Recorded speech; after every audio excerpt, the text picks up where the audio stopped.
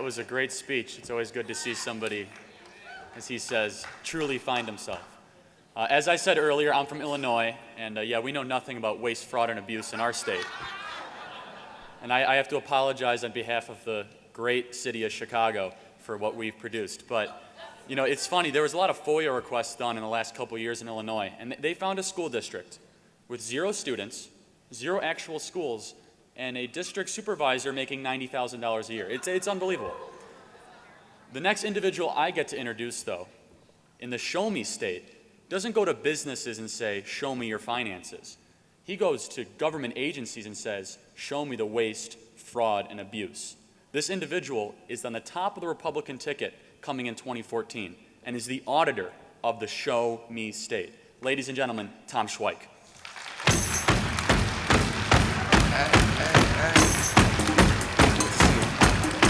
Thank you all for having me here today. What a great group, and thanks to CPAC for having me here.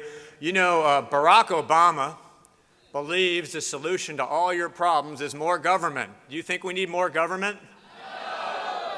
And Jay Nixon, following in his footsteps, also thinks we need more government. Now, this is the same governor who just bought himself a $5.6 million plane. Did you see that? So my office took a little analysis of the 5 other planes he has and found that last year there was not a single day when all those planes were in use, and 113 days where none of them were in use. Do you think we need more government? No. I don't think so. Governor Nixon, this is the same governor who spent $300,000 of your money on child care for non-existent children last year. Do you think we need more government? No. Now he also has a program to build child care facilities. We did an audit of those facilities. He spent $22,500 of your money to build a child care facility that never took care of a single child. He spent $60,000 of your money for a child care facility that was never built. He paid $90,000 of your money for somebody to put an addition on their home to take care of more children, and then they sold the home, so you paid for their addition. Do you think we need more government? No. He then tried to help people with low incomes, which was admirable, with their heating bills. He hired a private company, said, help these people with their heating bills, gave them a bunch of money. They folded, went bankrupt, and they can't even find $660,000 of your money. Do you think we need more government? No, we don't. Now, this is also the same governor that recently signed a contract. And that contract hires a private company. I think they pay $3,000 per person to get people off of state welfare and onto federal disability. Well, that might sound neutral, but here's the catch. Under the state programs, you're means tested. You have to be low income to get it. You have to look for a job under some of those programs. Don't you think it's a good idea when people get welfare, they should be required to look for a job? Well, under federal disability, they don't get means tested. They don't have to look for a job, and they get higher benefits. So he's paying a company $3,000 to put people on programs that require you to look for a job, that require you to be means tested, to programs where you get the money for life, a larger benefit with no requirement you look for a job. Do we need more government? No. I don't think so. I think the solution to everything we have going on now is smaller government and more effective government. Do you think the Democrats are giving us better government? No. We know they're not giving us smaller government. I think we need better government.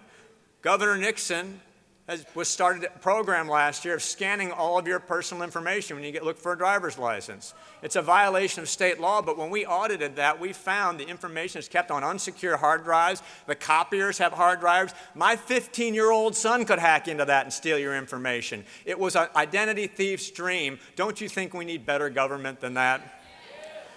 Attorney General Chris Koster, now, he went the other way from our previous speaker. He went from being a Republican to a Democrat. He says he's a big fan of the Revolution and Patriots. I think his hero is Benedict Arnold. I think that's his hero.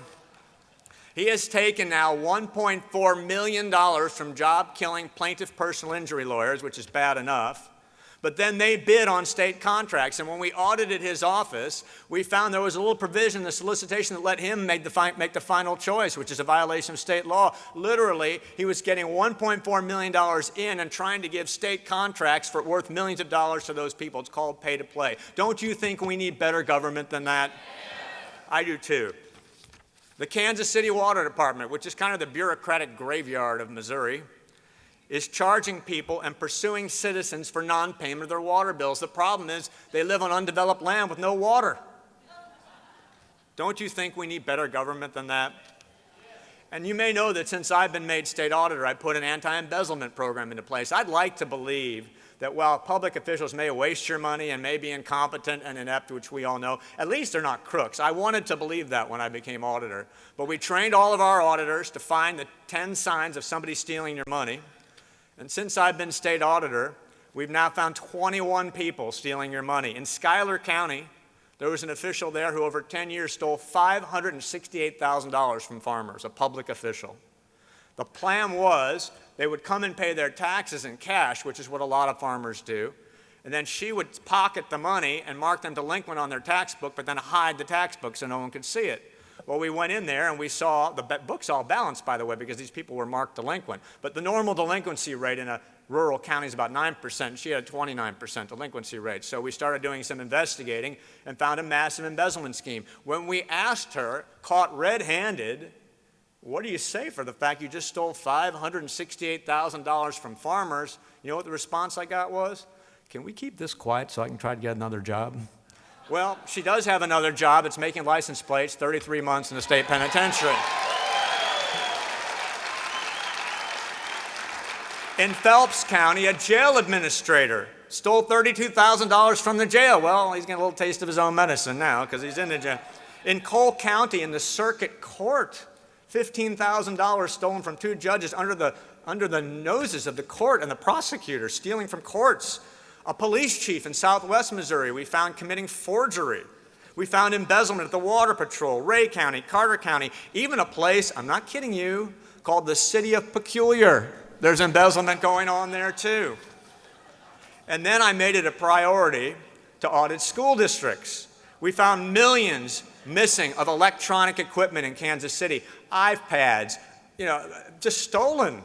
No one knew where it was, $2 million worth. They handed out $4 million worth of gift cards to the kids. Couldn't track where it had gone or what they'd done with it.